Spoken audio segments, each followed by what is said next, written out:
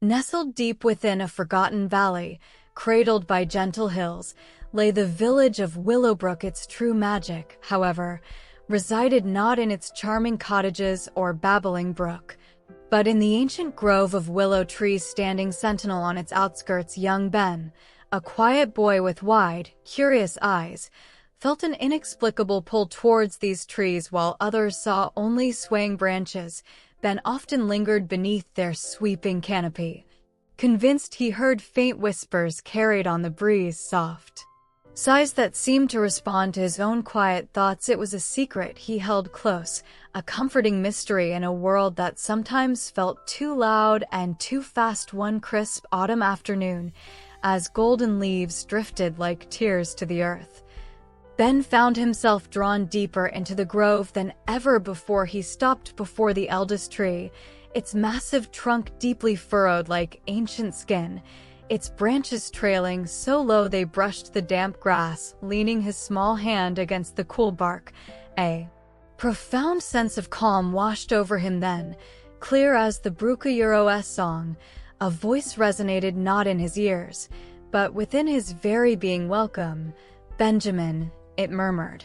"A sound like rustling silk and distant chimes. We have felt your gentle spirit." "I am Eldrina," Ben gasped, his heart pounding not with fear, but with wondrous awe. The trees could speak, and they knew his name, Eldrina, her voice carrying the weight of countless seasons.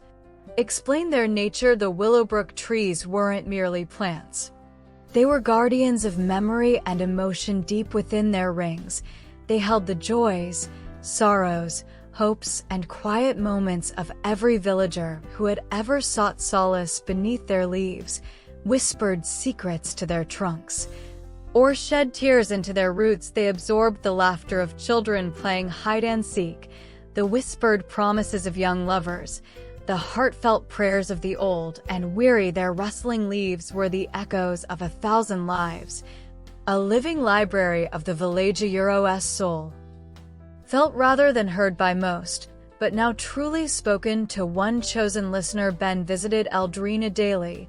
He shared his small triumphs, finding a rare blue feather, mastering a tricky sum, and his quiet worries, a friend moving away, the fear of the dark. Eldrina, in turn, shared fragments of the grove's stored memories. She spoke of a young woman centuries past who planted acorns full of hope, of a soldier finding peace beneath her branches after a long war, of generations of children who, like Ben, felt the tree's silent comfort. She taught him to listen to the wind not just as noise, but as the trees conversing amongst themselves, sharing news carried from distant forests or murmuring about the changing sky. Ben felt less alone, connected to something vast and deeply kind. Years flowed by like the brook, and Ben grew into a young man, yet his bond with the grove only deepened. He became their quiet custodian, tending to saplings and gently clearing away storm debris. But one fierce summer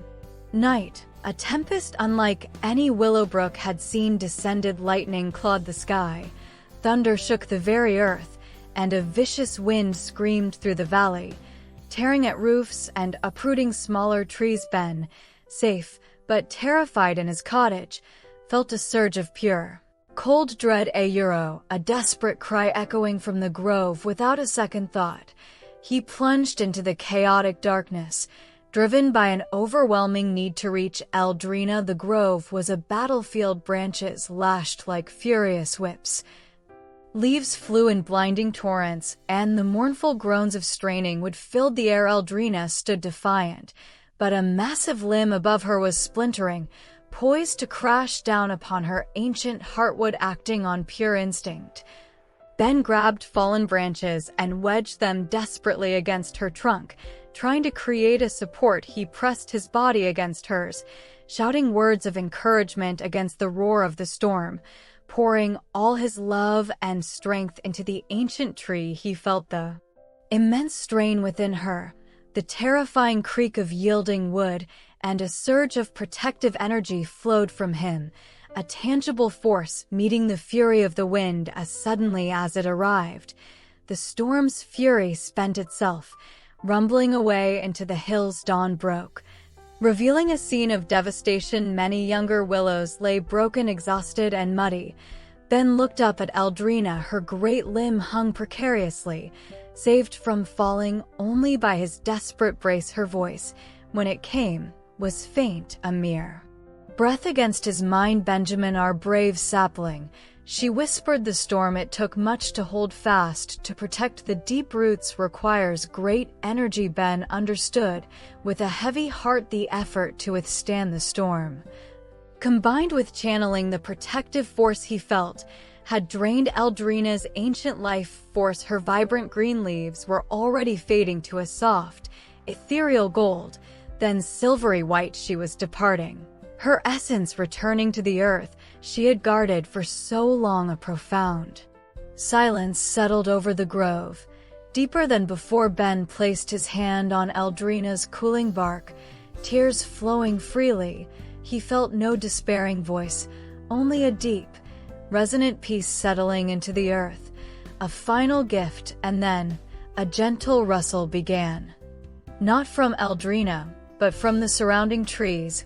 Young and old whispers swirled around Ben, tender and reassuring. We remember Eldrina lives in the soil and the new buds in you. The Grovia Euro's collective voice, once only Eldrina's for Ben, now spoke clearly. To his grieving heart he understood Eldrina hadn't vanished. Her essence, her memories, her love for Willowbrook had flowed back into the grove itself, strengthening the roots of the others, waiting to nourish the future. Ben knelt, planting a tender kiss on the ancient bark. The whispers continued, a soft lullaby of leaves, assuring him that love, like the deepest roots, never truly leaves. It simply changes form, whispering comfort through the ages to those who listen with their hearts. And Ben, forever changed, knew he would always listen.